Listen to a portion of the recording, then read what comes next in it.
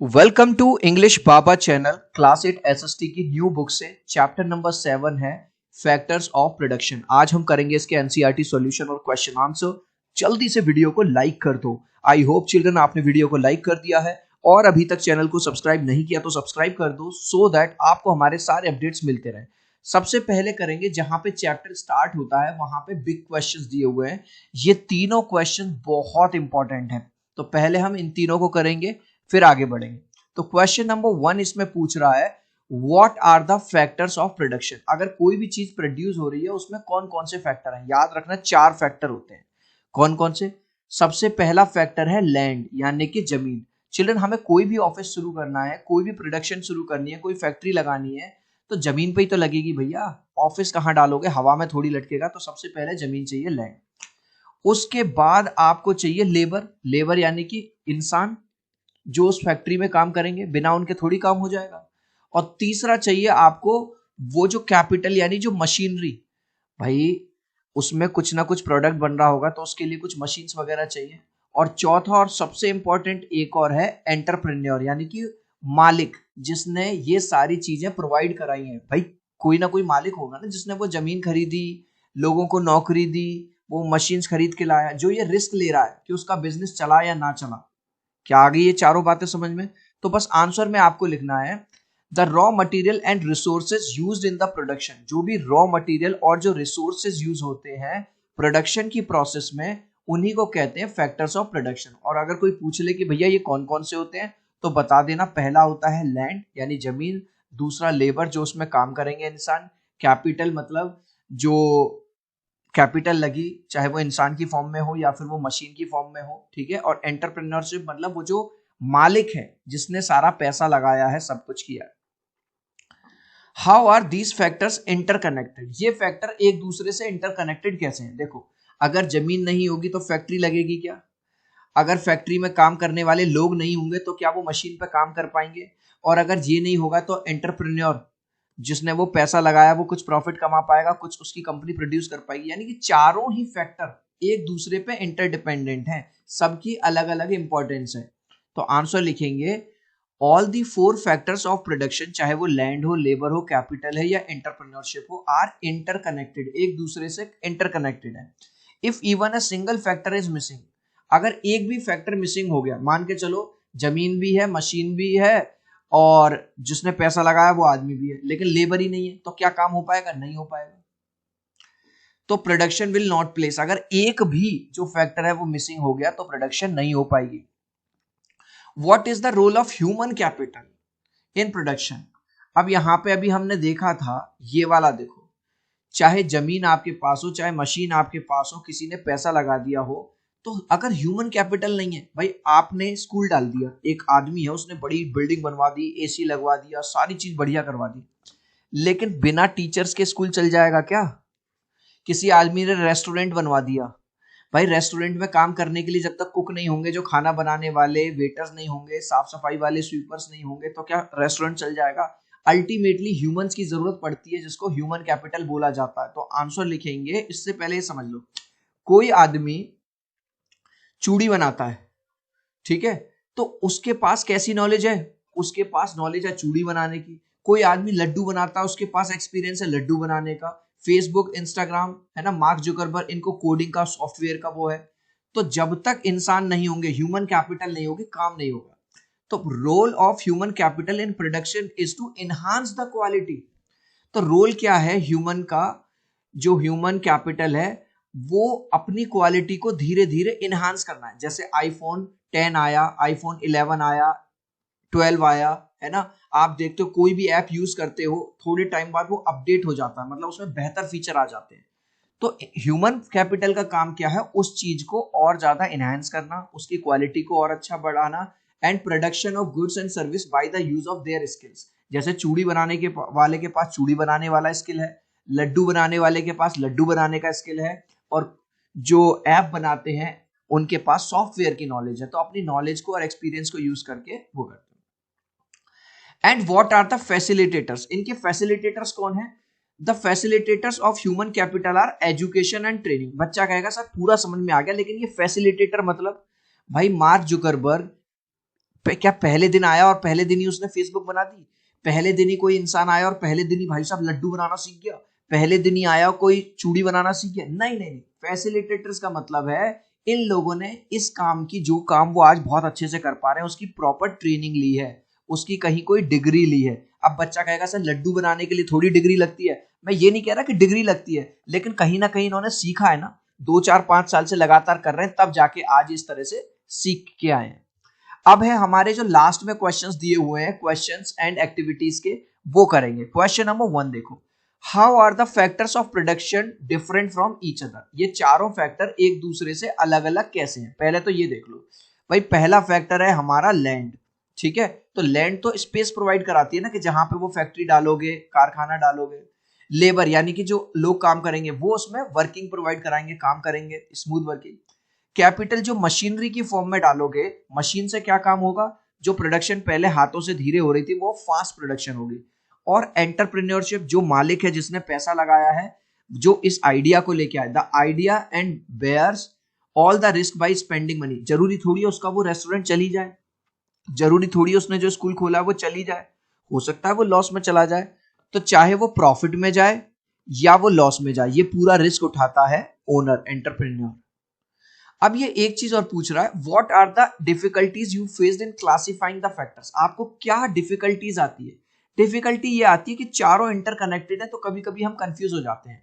Classifying them is difficult because they all are interconnected and interdependent, क्योंकि ये चारों ही एक दूसरे से कनेक्ट है और एक दूसरे पर डिपेंडेंट है। स्टार्टिंग में हमने ये लिख दिया था, the factors of production are different from each other. जो फैक्टर्स हैं प्रोडक्शन के वो अलग अलग होते हैं in terms of output result. देखो, जमीन का आउटपुट है कि स्पेस प्रोवाइड करना, लेबर का काम है काम करना, कैपिटल मशीनरी का काम है प्रोडक्शन को तेज करना, और एंटरप्रेन्योर का काम है हर चीज के लिए पैसा प्रोवाइड करना, फैसिलिटी प्रोवाइड करना।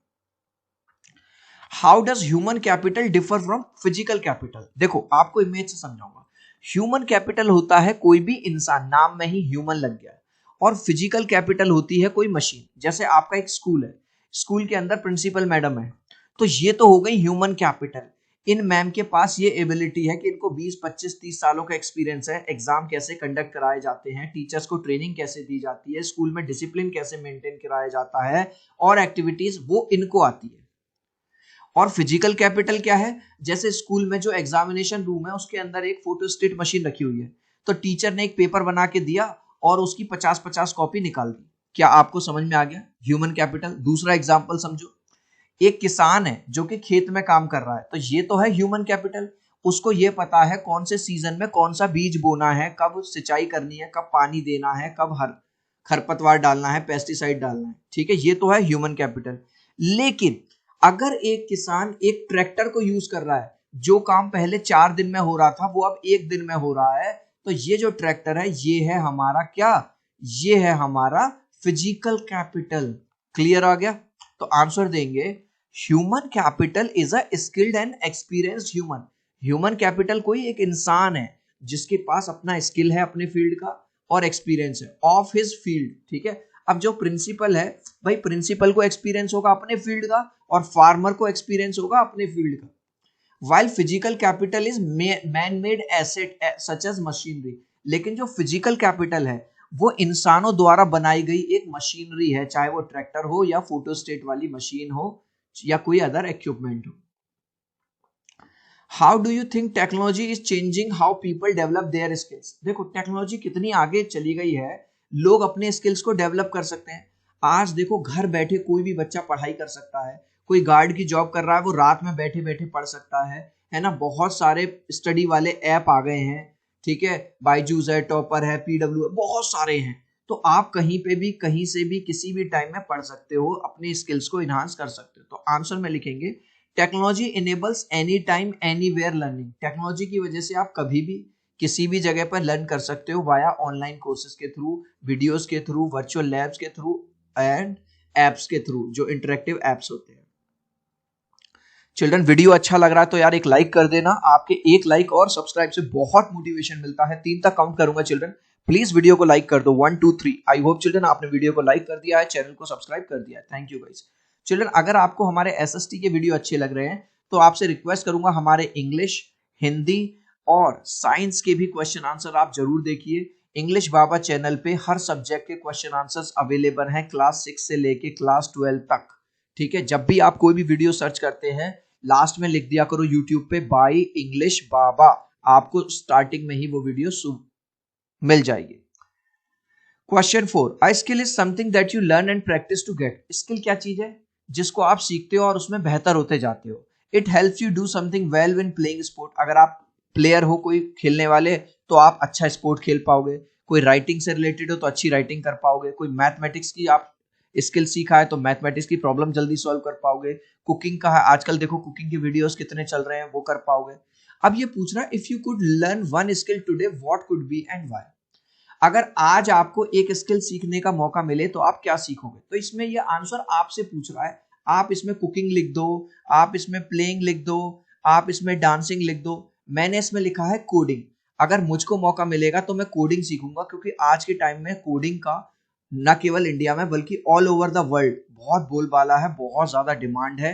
ठीक है, तो आंसर लिखेंगे if I could learn one skill today it would be coding. अगर मैं आज एक स्किल सीख पाऊंगा तो मैं कोडिंग सीखूंगा, because it is high demand around the world. पूरे संसार भर में इसकी डिमांड बहुत ज्यादा है। Next, do you think entrepreneurship is the driving force of production? Children याद करो यहां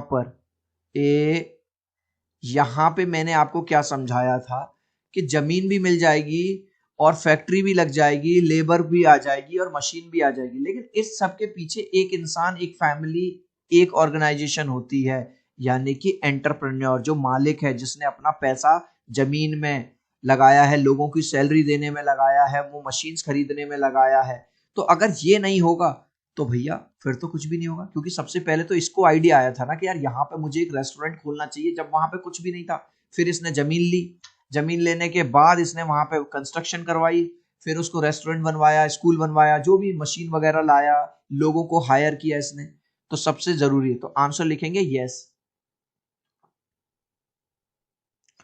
देखो, क्या entrepreneurship is the driving force?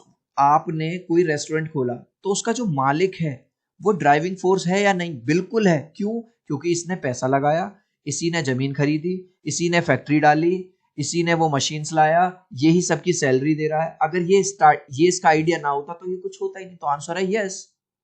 पूरा बस यस लिख देंगे। Yes, entrepreneurship is the driving force of production as it requires risk taking, क्योंकि रिस्क पूरा इसका है। भाई कल को कंपनी फेल हो गई, कल को वो रेस्टोरेंट नहीं चला, बीच में याद करो जब कोरोना आ गया था, सारे बिजनेस ठप हो गए थे, तो नुकसान सबसे ज्यादा किसका हुआ? इसी का तो हुआ। हाँ, लेकिन अगर कल को प्रॉफिट होता है तो भी सबसे ज्यादा इसको होगा, क्योंकि जो वर्कर्स होते हैं उनको तो सैलरी मिलती ही मिलती है, चाहे लॉस में जाए या प्रॉफिट में जाए, उसको तो हर महीने 1 तारीख को अपनी सैलरी चाहिए ही चाहिए। Entrepreneurs combine all the factors. All the factors का मतलब है चाहे वो जमीन हो, चाहे वो लेबर हो, और चाहे वो हमारी फिजिकल कैपिटल मशीन हो, वो सबको कंबाइन करता है and initiate a production process, और वो ही इस प्रोसेस को शुरू करता है। Can technology replace other factors like labour? क्या टेक्नोलॉजी की वजह से जो लेबर है, क्या टेक्नोलॉजी लेबर को रिप्लेस कर सकती है? आंसर है बिल्कुल कर सकती है। चिल्ड्रन, आज यूट्यूब पे आप एक वीडियो देखना, चाइना के होटल्स में अब वेटर नहीं आते। बहुत सारे होटल्स ऐसे हैं, जब किसी को रूम में पानी की जरूरत होती है तो ये रोबोट जाता है, इसके अंदर से ये चैम्बर खुलता है और पानी की बोतल ये सर्व कर देता है उसी रूम में।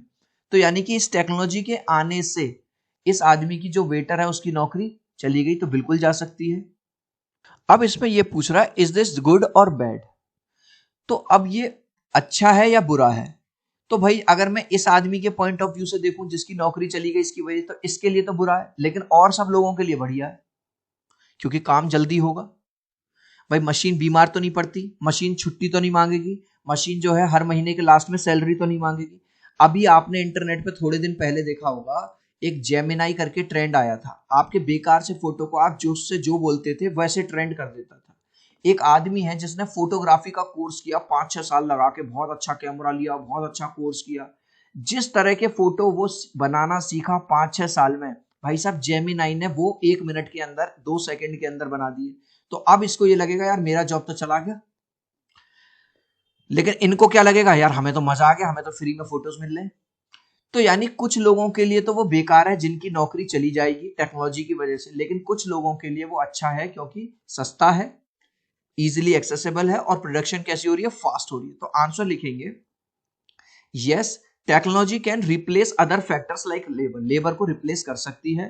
It is good for most of people, ज्यादातर लोगों के लिए तो ये अच्छा है, as it makes the production efficient and faster, क्योंकि इसकी वजह से प्रोडक्शन कैसा होगा भाई, एफिशिएंट हो जाएगा और जल्दी भी होगा।